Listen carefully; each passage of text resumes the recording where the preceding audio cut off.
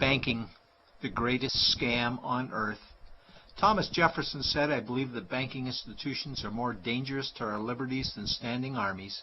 If the American people ever allow private banks to control the issue of their currency, the banks will deprive the people of all property until their children wake up homeless on the continent their fathers conquered." Jefferson's warning is already here. 40 million Americans are living on food stamps. Millions more are now homeless, living in tents, all because of one institution, the Federal Reserve System. The Federal Reserve is a group of private bankers who have stolen the money creation process from the American people. Most people still believe the Fed is an agency of the government working in our best interests. It is not. There is no greater form of evil in the world today, so let's explore the banking scam. None of us have ever been taught anything about money. The reason is to prevent us from learning the truth that money is a trick and money is a trap. When solving any crime, there's a universal truth: follow the money, but with the banking scam, follow it backwards. Where does money come from? The world's money supply is always growing. Where does all the new money keep coming from? Money comes from privately controlled global banks like the Federal Reserve System. They create money every day, which increases the world's money supply. Because all banks are either owned or controlled by private bankers, the real question is, how do private bankers create new money?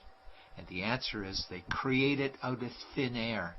Bankers create money out of nothing. They make it up. It is a fiction. Wow. Godlike power to create something of value out of nothing. A stroke of a keyboard and money is created.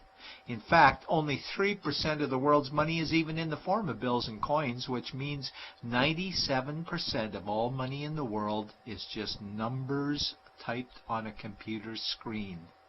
This is part one of the banking scam. Money is created out of nothing. The second part of the scam is this phony money is issued as debt.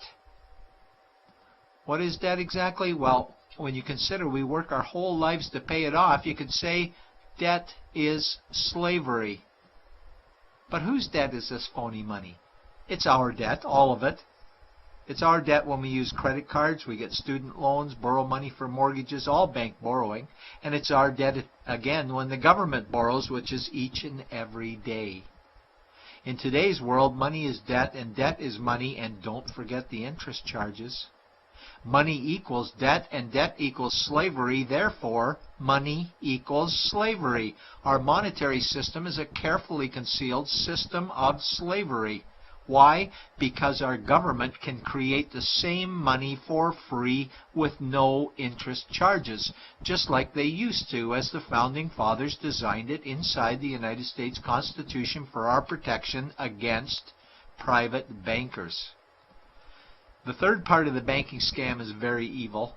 When bankers create money from nothing and issue it as debt, they only create the principal portion of the debt.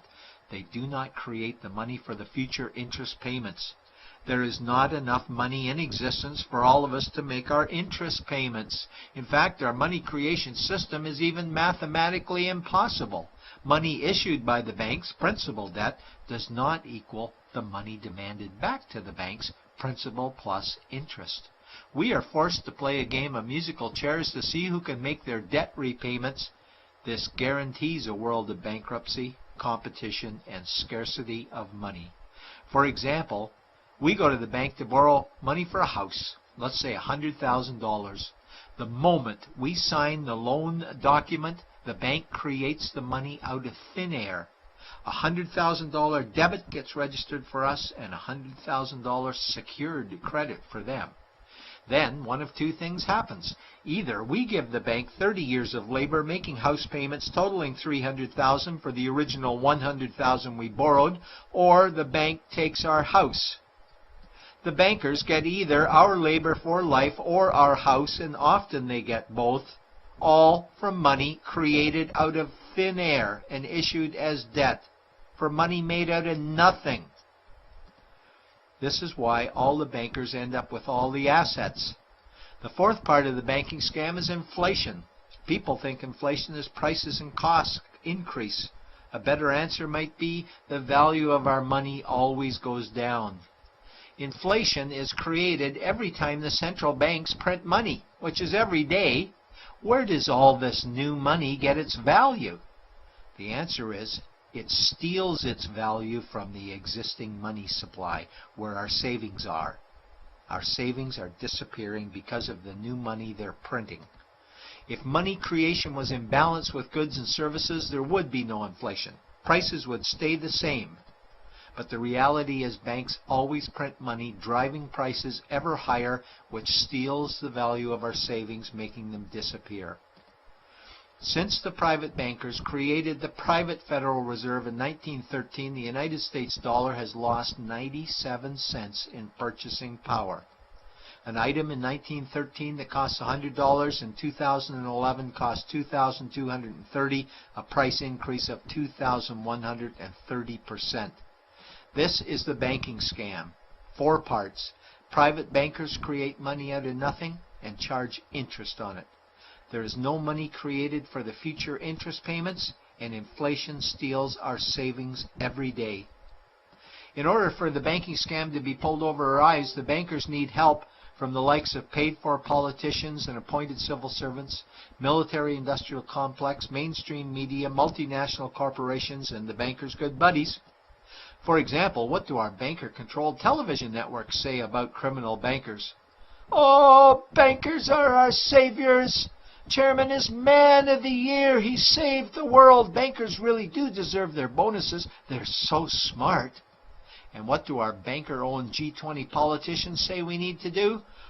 That we must save our banking system, and now we need austerity measures, like increasing existing taxes and bringing in new taxes, cutting our social programs, including education and health care, stealing from our pension plans while increasing the retirement age, keeping us working for more years at lower wages while placing our children and grandchildren in debt and servitude for their future lives.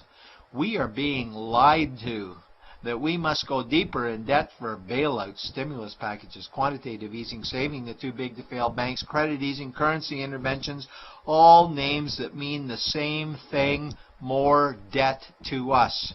Is it not strange that the solution to too much debt is always more debt to us? And where is all this money going? It's going to the banks and to the bankers. They are stealing our money right now. 0.1% of the world's population owns 2/3 of the world's wealth.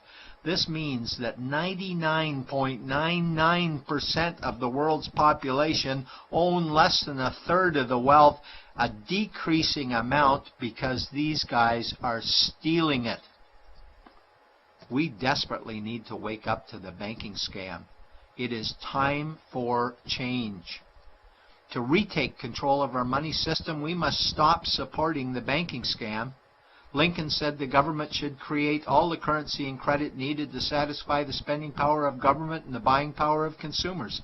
Money will cease to be master and will then become servant of humanity. And Jefferson said the issuing power of money should be taken from the banks and restored to the people to whom it properly belongs. It's a pyramid scheme, and we, the people, are the bottom layers of the banking pyramid.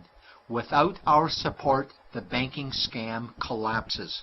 We have to do it ourselves. Wake up, get active, wake others. Remove our money from the bank. Buy gold and silver coins.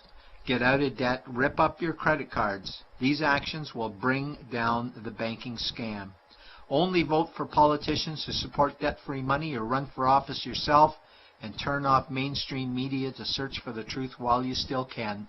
And support every effort to end the Federal Reserve System and all the privately owned central banks. Let's bring these criminals to justice to get our money and our countries back before it's too late.